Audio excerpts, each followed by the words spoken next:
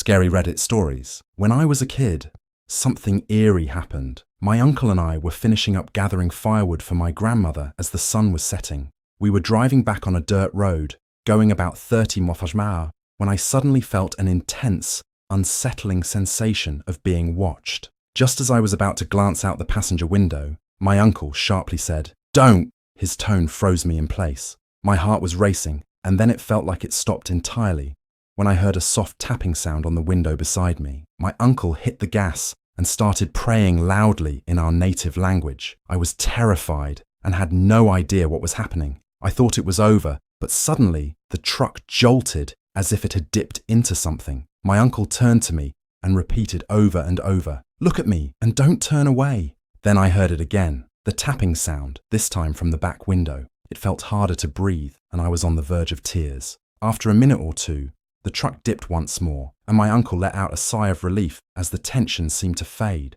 The only sounds left were those of the truck and the dirt road beneath us. My uncle finally said, "In the morning, we'll ask your father to do a prayer so that the evil will forget our faces." I curled up in the seat, staring at the clock on the radio, listening to my uncle softly sing an old prayer until we arrived safely at my grandmother's house. The next day, I called my uncle after having a nightmare about the incident. We talked briefly about what had happened. He told me he hadn't seen faces, just eyes, glowing red like brake lights on a road. He said, "It was watching you," before ending the call. Trying to lighten the mood, I joked, "Why didn't you just hit the brakes when it was in the back?" There was a long pause, and then he replied in a serious tone, "Because it wasn't alone."